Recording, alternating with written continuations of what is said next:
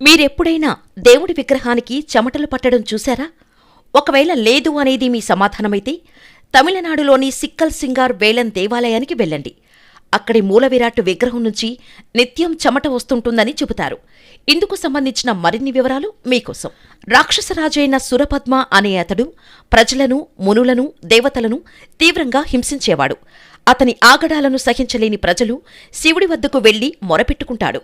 అతడి నుంచి తమను కాపాడమని విన్నవించుకుంటారు. అయితే శివుడు సురపద్ముడికి వరమిచ్చినందువల్ల ఆ త్రినేత్రుడు ఆ రాక్షసరాజును సంహరించటానికి వీలుకాదు. దీంతో ఆ పార్వతీ వల్లభుడు కార్తికేయుడిని సురపద్ముడిపైకి యుద్ధానికి పంపుతాడు. ఆ సమయంలో పార్వతీదేవి కార్తికేయుడికి శక్తి అనే ఆయుధాన్ని ఇస్తుంది. ఆ ఆయుధం ఇచ్చిన స్థలమే సిక్కల్.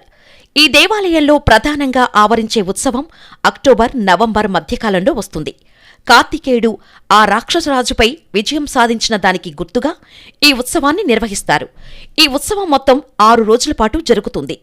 ఎంతో ఘనంగా జరిగే ఉత్సవాల్లో భాగంగా 5వ రోజు జరిగే ఘట్టాల గురించి చెప్పుకోవాలి.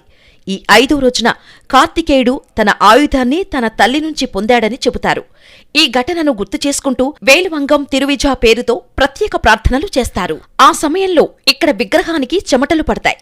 ఈ విషయాన్ని మనం స్పష్టంగా గమనించవచ్చు. అంతేకాకుండా ఆ చెమటను పురోహితులు పట్టువస్త్రంతో ఎప్పటికప్పుడు తుడిచివేస్తుంటారు. అటుపై ఈ చెమటను తీర్థరూపంలో భక్తులపై చల్లుతారు. ఆ చెమటను తమపై పడాలని కోరుకుంటూ భక్తులు ఆశిస్తుంటారు.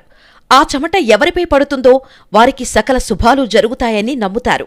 ఇలా కొన్ని గంటలపాటు జరిగిన తర్వాత విగ్రహం నుంచి చెమట రావటం కొద్దికొద్దిగా తగ్గుతూ చివరికి నిలిచిపోతుంది. అటుపై 6వ రోజు అసుర సంహారం జరిగిన విషయాన్ని గుర్తు చేసుకుంటూ కూడా ప్రత్యేక పూజలు నిర్వహిస్తారు.